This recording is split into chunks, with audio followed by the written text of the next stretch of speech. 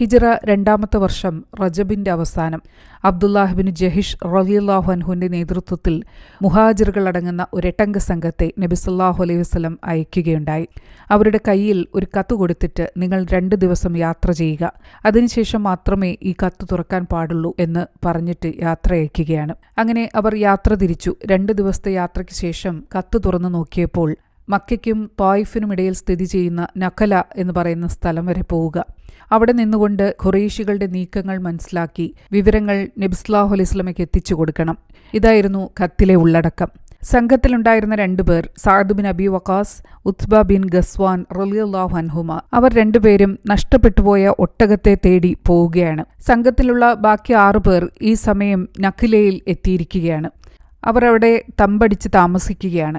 ഈ സമയത്താണ് അംർ ബിൻ ഹദ്റമി എന്ന് പറയുന്ന ഖുറൈശിയുടെ നേതൃത്വത്തിൽ ഒരു വ്യാപാര സംഘം അതുവഴി കടന്നുവരുന്നത്. ഇതറിഞ്ഞപ്പോൾ 6 പേരും കൂടിയാലോചിക്കുകയാണ്. റജബിന്റെ അവസാനത്തെ ദിവസമാണ്. ഇബ്രാഹിം നബി അലൈഹി ഇസ്ലാമയുടെ കാലം തൊട്ട് തന്നെ 4 മാസങ്ങളെ പരിശുദ്ധ മാസങ്ങളായിട്ടാണ് കണക്കാക്കുന്നത്.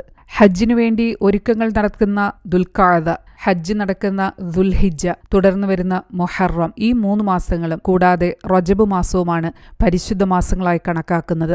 6 പേരും കൂടിയാലോചന നടത്തുകയാണ്.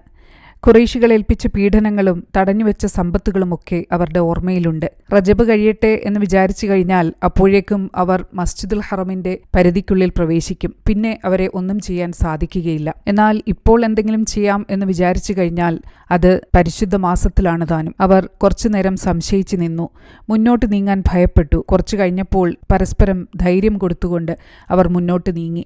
അതിന്റെ ഇടയിൽ 6 പേരിൽ ഒരാൾ എയ്ത അമ്പേറ്റ് അംർ ബിൻ ഹദ്റമി വധിക്കപ്പെട്ടു. 2 ഖുറൈശികളെ അവർ ബന്ധനസ്ഥരാക്കി. വ്യാപാര സാധനങ്ങളും കച്ചവട ചരക്കുമൊക്കെയായിട്ട് അവർ മദീനയിലേക്ക് മടങ്ങി വരികയാണ്. നബി സല്ലല്ലാഹു അലൈഹി വസല്ലമയുടെ മുമ്പിൽ ഇതെല്ലാം കൊണ്ടുവച്ചു.